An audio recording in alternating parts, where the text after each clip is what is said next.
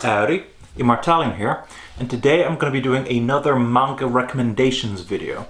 It's been a while since I've done the last one, and they've both proven very popular, to the point where I've actually been contacted by some people saying, hey, can you do some more manga recommendations videos? I really like those. And while I don't want to become a manga recommendations channel, I like doing kind of discussion topics and manga reviews and anime reviews, etc, etc. I do think that doing a occasional manga recommendations video is perfectly fine. And the logical place to go next, I guess, would have been to do very long series. Previously, my manga recommendation videos have covered the topics of 1-volume manga in English and 5 to 15-volume manga in Japan. So 15 plus would make sense. So I thought that instead of doing that, I thought I might actually cover a topic that I think is one of the reasons why people like to actually watch my content, and that is the older content. I would like to recommend some classic manga. And when I say classic, the criteria that I'm using is that this stuff is pre-1990, or at the very least started before 1990, because there is one exception to that, but I'll discuss that when I get to it. So first off, the first manga that I want to recommend is an absolute classic. You will probably have heard of this. It is Lone Wolf and Cub. Now, Lone Wolf and Cub is a series that started in the 70s and follows a samurai called Ogami Isho as he travels feudal Japan with his son Daigoro. They're on the run from the Yagyu clan, who were responsible for murdering Ogami's wife and sending him into exile. The story starts out quite episodic, letting us get to know our characters, their personality, their traits, as well as the situation in Japan, what kind of stuff is happening, how are the common people being treated, what are the nobility doing, etc, etc. And as time goes on, it steadily becomes more and more serialized. Eventually it becomes all about the conflict between Ogami and the Yagyu clan. But admittedly it does take a while to get there. But it does help that a lot of the episodic stories early on are absolutely fantastic. You really grow to care about Ogami Isho and Daigoro and their struggles. And as someone who is interested in Japan, it's absolutely fascinating to see what Japan was like during this time. This is an incredible period piece. Additionally, something I would like to point out is the artwork. The artwork for this series is very different to your typical manga series, in that we've got kind of realistically proportioned characters. If you look at the faces, their eyes are normal shaped. There's still a great deal of style to this series, and particularly when it comes to the line work. I really do love this Gekiga art style. Lone Wolf and Cub is something I would definitely recommend. It is a very long series. It was released in 12 omnibuses of about this size by Dark Horse. And as you can imagine, that is a ton of pages, but it is absolutely worth it. After that, we have another manga from the 70s, and that is Onward Towards Our Noble Deaths. Now, this manga is actually a semi-autobiographical manga. It was written by Shigeru Mizuki, who actually did participate in World War II, specifically around Papua New Guinea.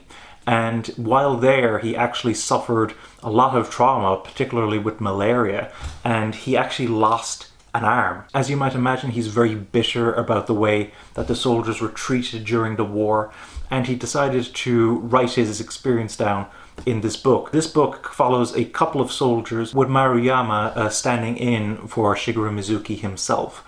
And we can see how poorly they were treated, how they suffered from disease, how they were terrorized by the local wildlife, the fact that their commanders just didn't care about their lives. It is truly horrific to see how mistreated these soldiers were, and it really gives you an insight into the other side of a war that we don't really hear too much about. So I find that absolutely fascinating. And the artwork itself is in general really lovely. As usual with Shigeru Mizuki, we have some really kind of cartoony looking characters combined with some very detailed backgrounds. It's an interesting mix, but one that I think really works, particularly when these cartoony looking characters are suddenly killed or maimed or something like that, and suddenly the artwork becomes much more detailed and graphic. I think that's a very effective method.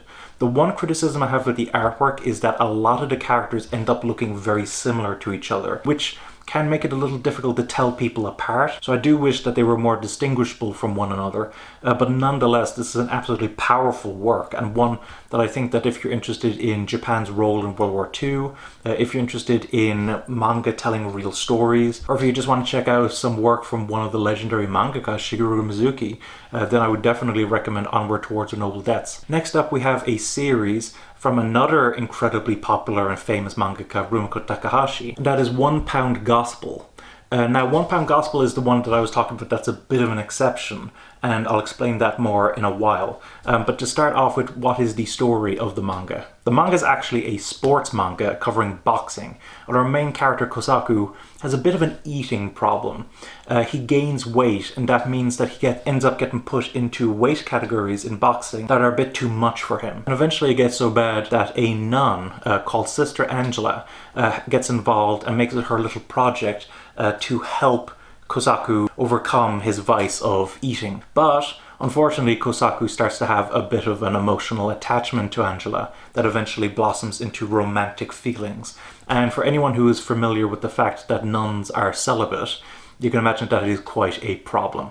This is a romantic comedy sports manga, and I think it's a really enjoyable read. This was the first Rumiko Takahashi series that I read in its entirety, and I think that you really get a good sense of her style when it comes to her character designs, when it comes to the comedy style, etc, etc. I think this is a really good example of her work, particularly compared to some of her very long, but more popular series, such as Ranma Half, which is 38 volumes long, such as Inuyasha, that's over 50 volumes long, etc, etc. This is only 4 volumes long, so it's much easier to kind of digest and to collect. However, there is one kind of very notable aspect about this manga, and that is that this manga took an insanely long time to release. The first volume of the manga was actually released in the 1980s, but the final volume of the manga was actually released in the mid-2000s, which, considering it was only 4 volumes long, is insane. So I do believe that this counts for this category simply because it did start prior to 1990. But it is noteworthy that as the series progresses, because of the very long time gap between certain chapters and volumes, the art style does change a bit. Not terribly much, it still has that signature Rumiko Takahashi style, but it does become what I would call probably a more kind of cleaner, sleeker looking manga as the series progresses. So that might jar some people, but still I think that One Pound Gospel is still a great read. It's one that I've really enjoyed, and I think it's a great example of Rumiko Takahashi. Next up, we actually have 2 Osama Tezuka volumes. Now, obviously anything from Osama Tezuka counts as pre-1990 because he died in 1989. And when I was making this list, I was considering possibly reusing some manga from my top 10 Osama Tezuka manga video, but I kind of consider that to be a bit of a manga recommendations video anyway. It makes sense that in my top 10 Osama Tezuka video that I'm recommending everything. So I thought instead I'd actually recommend some manga that didn't quite make its way into that list, and recommend them based on not just entertainment value but also historical value. So first off, we have The Mysterious Underground Men. Now this is a very old manga. I believe this is actually from the 1940s. And in the catalogue of Osama Tezuka, it's very important because this is considered by Osama Tezuka himself to be his first proper story manga. It's true that he did do New Treasure Island prior to this, which many would consider to be his first story manga, but Osama Tezuka actually only did the artwork for that series.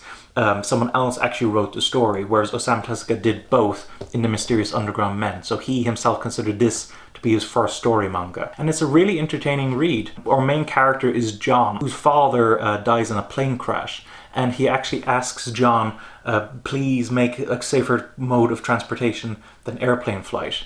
And John makes that his mission. Meanwhile, a little kind of bunny creature called Mimio is experimented on and eventually breaks out of a laboratory, ends up meeting John, and works with John in order to be able to go through the Earth, to be able to travel much quicker and much safer. But, of course, their journey isn't as safe as you might expect, and they eventually encounter these denizens lurking underground, the titular Mysterious Underground Men. And it's a really fascinating read. Admittedly, the story itself is a little on the basic side, and that's why I didn't include it in my top 10 Osama Tezuka video, but nonetheless, if you're an Osama Tezuka fan, you will find yourself really fascinated by this work because of the fact that it was his first story manga. And in many ways, I still think the story holds up as an entertaining read. There's a great sense of adventure, a great sense of wonder. It even tackles some discrimination around the character of Mimio. And of course, the artwork itself is absolutely fascinating.